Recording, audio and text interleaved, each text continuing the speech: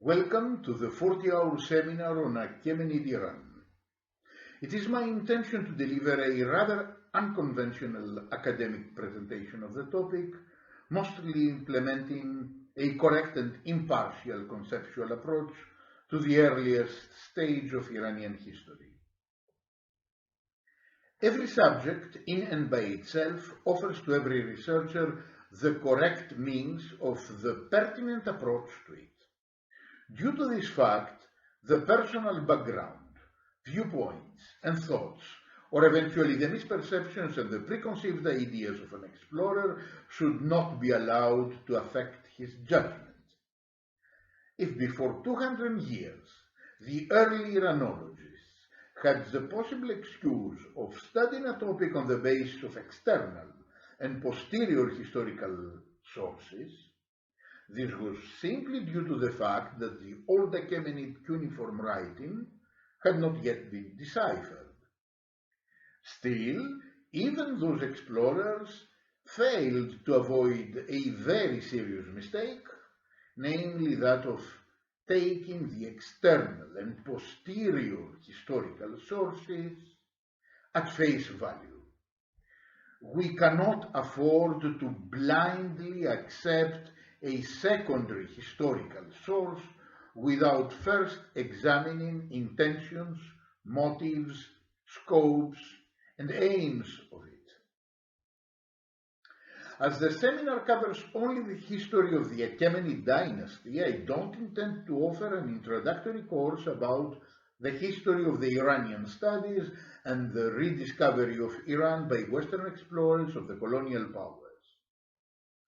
However, I will provide a brief outline of the topic because this is essential, as the mainstream Orientalists have reached their limits and cannot provide us with a real insight, eliminating the numerous and enduring myths, fallacies, and deliberately naive approaches to Achaemenid Iran.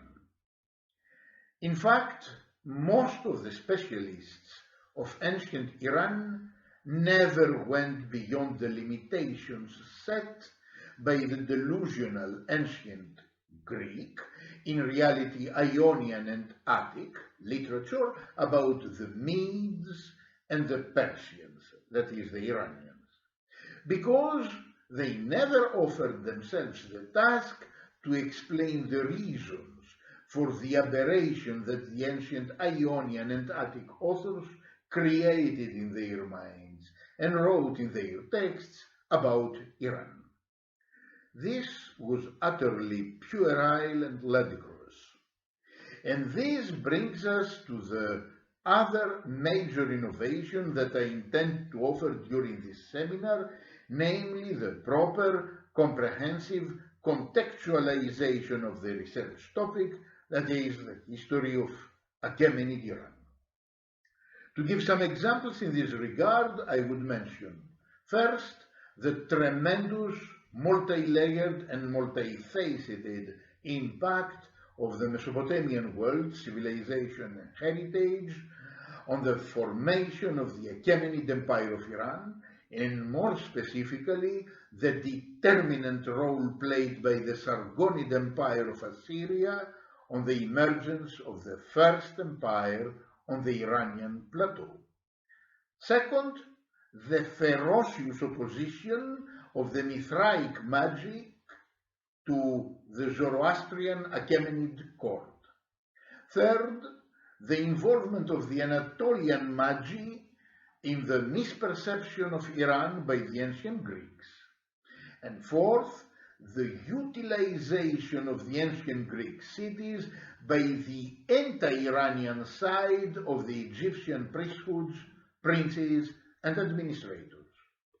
To therefore introduce the proper contextualization, I will expand on the new Assyrian Empire and the Sargonid times, not only to state the first mentions of the Medes and the Persians in history, but also to show the importance attributed by the Neo-Assyrian emperors to the Zagros Mountains and the Iranian plateau, as well as to the numerous peoples, settled or nomadic, who inhabited that region. There is an enormous lacuna in the Orientalist disciplines. There are no interdisciplinary studies in Assyriology and Iranology. This plays a key role in the misperception of the ancient Oriental civilizations and in the mistaken evaluation, or rather underestimation, of the momentous impact that they had on the formation of the world history. There are no isolated cultures and independent civilizations as dogmatic and ignorant Western archaeologists pretend. Only if one studies and evaluates correctly the colossal impact of the ancient Mesopotamian world on Iran can one truly understand the Achaemenid Empire in its real dimensions.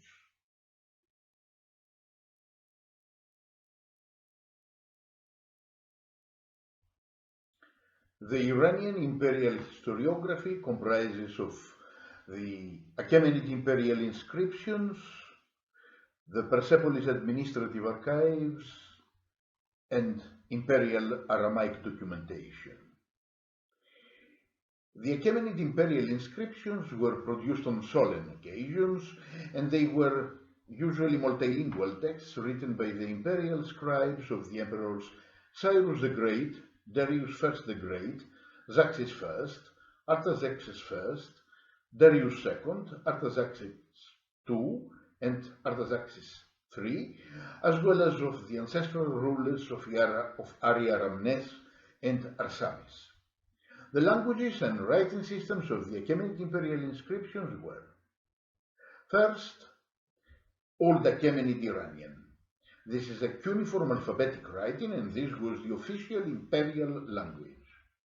Second, Babylonian, which was a cuneiform syllabic writing, and this was used to offer a testimony of historical continuity and legitimacy following the conquest of Babylon by Cyrus the Great, who presented himself as King of Babylon. Third, Elamite. This was a cuneiform logosyllabic writing, and this was used to portray the Persians, in particular among the Iranians, as the heirs of the ancient land of Ansan and Sushan that the Assyrians and the Babylonians named Elam, and we name it after them, whereas the indigenous population called Khaltamti. The first Achaemenid to present himself as king of Anshan was Cyrus the Great, and the reference is found in his cylinder, which was unearthed in Babylon. Egyptian hieroglyphic was also used in the case of Achaemenid imperial inscriptions if the inscription or the monument was produced in Egypt, since the Achaemenids were also pharaohs of Egypt, starting with Kabugia, Cambyses. Imperial inscriptions were found in Babylon, notably Cyrus' cylinder, Pasargad, the first Achaemenid capital, Behistun, Hamadan, which is the ancient Ekbatana, Ganj-e-Nameh, near Hamadan, Persepolis, Naxerustam, which is the Achaemenid necropolis, Susa, Suez in Egypt, Gerla in Romania, and Van in eastern Turkey, as well as on various items. The Persepolis administrative archives consist in an enormous documentation that has not yet been fully studied. It is not written in Old Achaemenid as one could expect, but mainly in Elamite cuneiform. It consists of two groups, namely the Persepolis Fortification Archive and the Persepolis Treasury Archives. The Persepolis Fortification Archive was unearthed in the fortification area, that is the northeastern confines of the enormous platform of the Achaemenid capital Parsa, Persepolis, and this was excavated in the 1930s. It comprises of more than 30,000 tablets, fragmentary or entire, that were written in the period 509 to 494 BCE, so at the time of Darius I. The tablets were written in Susa and other parts of Fars, of the territory of the ancient kingdom of Elam, that had vanished in the middle of 7th century BC, so more than 130 years before these texts were written. Around 50 texts had Aramaic glosses for facilitation of the classification. More than 2,000 tablets have been published and translated thus far. These texts are records of transactions, distribution of food, provisioning of workers, transportation of commodities, etc. Few tablets were written in other languages, notably in Old Iranian, Babylonian, Phrygian, and Greek. The Persepolis Treasury Archive was found in the northeastern room of the Treasury of Zaxis. It contains more than 750 tablets and fragments in Elamite, and more than 100 of them have been already published. They all date back to the period 492-458 BC. These tablets are either letters or memoranda dispatched by imperial officials to the head of treasury at Parsa. They concern the payment of work, the issue of silver, and other administrative procedures. Only one tablet was written in Babylonian. The entire documentation offers valuable information as regards the function of various imperial services, notably the couriers, the satraps, the imperial messengers, the imperial storehouse, etc. The archives shed light on the origin of the imperial administrators. Because approximately 1,900 personal names have been recorded in this documentation, 10% were Elamites, who had apparently survived for long far from their country after the destruction of Susa by Ashurbanipal in 640 BC. Fewer were Babylonians, and the outright majority consisted of Iranians, namely Persians, Medes, Bactrians, Sakas, Aryans, and others. Imperial Aramaic documentation. The diffusion of the use of Aramaic language and writing started already in the Neo-Assyrian times during the 7th century BC. The creation of the Royal Road in Achaemenid Iran, the systematization of the transportation, the improvement of communications, and the formation of the network of land, sea, and desert routes that we now call silk, spice, and perfume road during the Achaemenid times helped further expand the use of Aramaic. The linguistic assimilation of the Babylonians, the Jews, and the Phoenicians with the Arameans only strengthened the diffusion of the Aramaic, which became the second international language in the history of the mankind, so a lingua franca after the Akkadian, Assyrian, Babylonian, which was the first international language in world history, particularly during the second millennium BC and the first half of the first millennium BC. Gradually, Aramaic became an official Achaemenid language after the Old Achaemenid Iranian. Except the Aramaic texts attested in the Persepolis administrative archives, thousands of Aramaic texts dating the Achaemenid times shed light on the society, the economy, the administration, the military organization, the trade, the religions, the cults, and the culture, and the spirituality attested in various provinces of the Imperial Achaemenid Iran. At this point, only indicatively, I mention few significant groups of Aramaic texts that date back to that period. First, the Elephantine Papyri and Ostraka from Elephantine Island opposite Aswan in Upper Egypt, which, except Aramaic, were written in Hieratic, Demotic Egyptian, Coptic, later Alexandrian, Chinean Latin in the 5th and 4th century BC. The Hermopolis Aramaic Papyri, the Padua Aramaic Papyri, and the Khalili collection of Aramaic documents from Bactria, so Central Asia, which consists of a group of 48 texts written on leather, papyrus, stone, or clay, dating back to the period 353-324 BC, mainly from the reign of Artaxerxes III, whereas the most recent dates from the reign of Alexander the Great.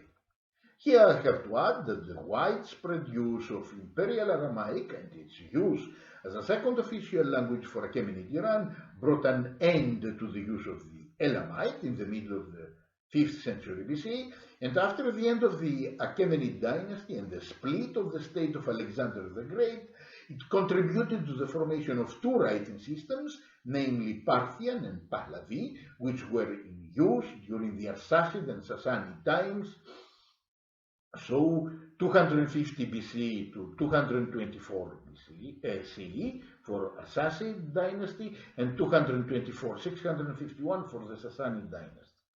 Imperial Aramaic helped establish many other writing systems, but this goes beyond the limits of the present seminar.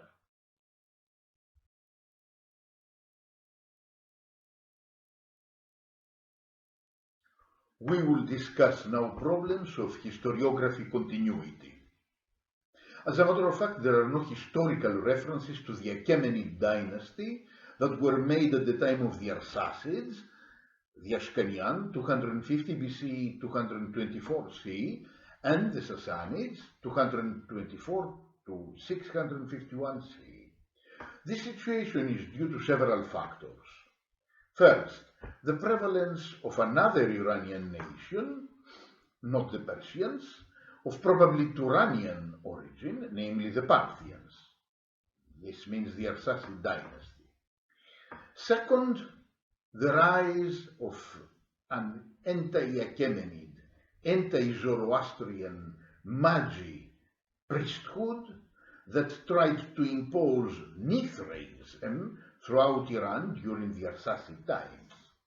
Third, the formation of an oral, epic tradition and the establishment of a legendary historiography about the pre-Arsacid past during the Sassanid times. And fourth, the scarcity of written sources and the terrible destructions that occurred in Iran during the late antiquity, the Islamic era, and the modern times, involving early Islamic conquests, divisions of the Abbasid times, Mongol invasions, Safavid, Ottoman wars, Western colonial looting, etc. This situation raised Western academic concerns as regards the Iranian identity, continuity, and historicity. But this attempt is futile. Iranian historiography of Islamic times shows in and by itself that these questions were fully misplaced. Iranian posterior historiography means, practically speaking, Iranian historiography of Islamic times. With Tabari, 839-923, and his voluminous History of Prophets and Kings, we realize that there were, in spite of the destructions caused because of the Islamic conquests, historical documents on which he was based in order to expand about the Sassanid dynasty. Actually, one out of the 40 volumes of the most recent translation of Tabari to English, published by the State University of New York Press from 1985 through 2007, is dedicated to the history of Sassanid Iran. This is the volume number 5. And the previous volume, number 4, covers the history of Achaemenid and Arsacid Iran, Alexander the Great, Nabonid Babylonia, Assyria, and ancient Israel and Judah. Other important Iranian historians of the Islamic times, like Abul Fadl Bayhaqi, 995 to 1077, Rashid ad-Din Hamadani, 1247 to 1315, who wrote the truly first world history, Ala-ad-Din Ata-Malik Juvaini, 1226-1283, and Sharaf-ad-Din Ali Yazdi, 1370 to 1454, did not expand much on pre-Islamic periods, as the focus of their writing was on contemporaneous developments. However, the aforementioned historians and all the authors who are classified in this category represent only one dimension of Iranian historiography of Islamic times. A totally different approach and literature have been illustrated by Ferdowsi's Shahnameh, the Book of Kings. Abul Qasim Ferdowsi, 940-1025, was not the first to compose an epic in order to standardize in mythical terms and legendary concepts the pre-Islamic Iranian past, but he was the most successful and the most illustrious. That is why many other epic poets followed his example, notably the Azeri Nizami Ganjavi, 1141-1209, and the Turkic Indian Amir Khusrau, 1253-1325. Within the context of this poetical historiography, historical emperors of pre-Islamic Iran appear as legendary figures, only to be then viewed as materialization of divine patterns. The origin of this transcendental historiography seems to be retraced in the Sassanid times, but all the major themes are clearly of Zoroastrian identity and can therefore be attributed to the Achaemenid world perception and world conceptualization. It is essential at this point to state that until the imposition of modern Western colonial academic and educational standards in Iran, Ferdowsi's Shahnameh and the corpus of Iranian legendary historiography was the backbone of the Iranian cultural, intellectual, and educational identity. It is a matter of academic debate whether an original text named Huadai Namag, supposedly written during the Sassanid times and now lost, is at the very origin of Ferdowsi's Shahnameh and of the Iranian legendary historiography. The 19th century German Orientalist Theodor Nöldeke is credited with this theory that has not yet been fully proved. All the same, the spiritual standards of this approach are detected back in the Achaemenid times.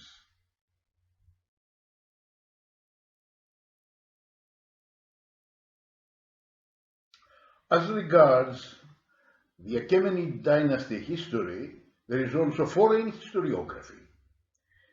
Ancient Greek, in reality Ionian and Attic, ancient Hebrew and Latin sources of Achaemenid history exist. But first, they are external. Second, they appear to be posterior in their largest part. And third, they often bear witness to astounding inaccuracies, fables, untrustworthy data, misplaced focus, excessive verbosity without real substance, and above all, an enormous and irreconcilable misunderstanding of the Iranian Achaemenid reality, values, worldview, mindset, and behavior. The ancient Hebrew sources shed light on issues that were apparently critical to the tiny and unimportant Jewish minority of the Achaemenid Empire. However, these biblical narratives concern facts that were absolutely insignificant to the imperial authorities of Persepolis. One critical issue is concealed by modern scholars, though. Although all the nations of the empire were regularly mentioned in the Achaemenid inscriptions and depicted in bas-reliefs, the Jews were not. This undeniable fact irrevocably conditions the supposed importance of biblical texts like Ezra, Esther, Nehemiah, etc. All the same, these foreign historical sources are important for the Jews of the Achaemenid times. The Ionian and Attic accounts of events that were composed by the Carian renegade Herodotus, the Dorian Theseus, and the Athenian Xenophon present an even more serious problem. They happen to be, for many centuries, 16th to 19th, the bulk of the historical documentation that Western European academics had access to as regards Achaemenid Iran. This situation produced grave biases among Western academics because they took all these sources at face value since they had no access to original documentation. The grave trouble persisted even after the decipherment of the Old Achaemenid cuneiform writing and the archaeological excavations that brought to daylight original Iranian imperial documentation.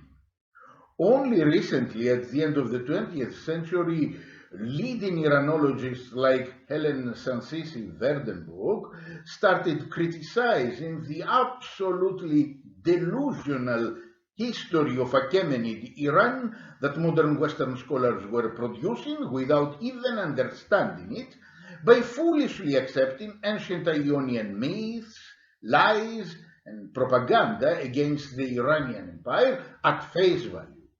This grave problem had also two other parameters.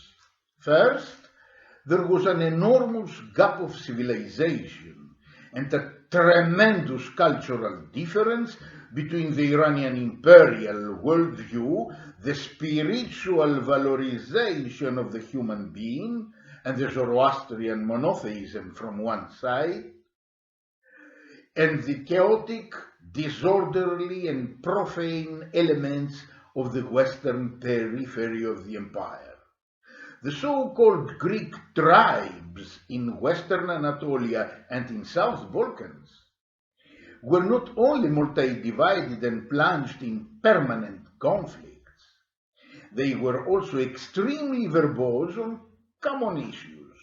They desecrated the divine world with their nonsensical myths and puerile narratives, and they defiled human spirituality with their love stories about their pseudo-gods.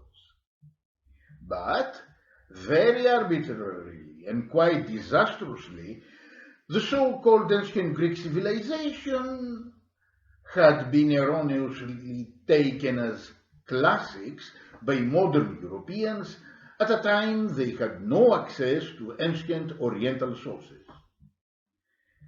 Second, the vertical differentiation between Imperial Iran as the blessed land of divine mission and the disunited, peripheral lands of conflict, discord, and strife that were inhabited by the Greek tribes was reflected on the respective, impressively different types of historiography. To the Iranians, few words written by anonymous scribes were enough to describe the groundbreaking deeds of divinely appointed rulers. But for the Greeks, the useless rumors, the capricious hearsay, the intentional lie, the nefarious expression of their complex of inferiority, the vicious slander, and the deliberate ignominy had to be recorded and written down. The fact that Herodotus and Xenophon's long narratives have long been taken as the basic source of information about Achaemenid Iran demonstrates how disoriented and misplaced modern Western scholarship is. But by preferring to rely mainly on the ancient Greek lengthy and false narratives, and not on the succinct, true, and chaste old Achaemenid Iranian inscriptions, they totally misrepresent ancient Iranian history, preposterously extrapolating later and corrupt standards to the earlier and superior civilizations. And whereas ancient Roman authors who wrote in Latin, like Pliny the Elder, Seneca the Younger, and Jewish or Christian historians who wrote in Alexandrine Koine, like Flavius Josephus and Eusebius of Caesarea Maritima, reproduced the style of lengthy narratives that turns history to mere gossip. The great Babylonian scholar Berosus was very reluctant to add personal comments to his original sources or to allow subjective considerations and thought to contaminate his text. In any case, the vast issue of the multi-layered damages caused by the untrustworthy ancient Greek historiography to modern Western academics' perception and interpretation of Achaemenid Iran is a topic that deserves an entirely independent seminar.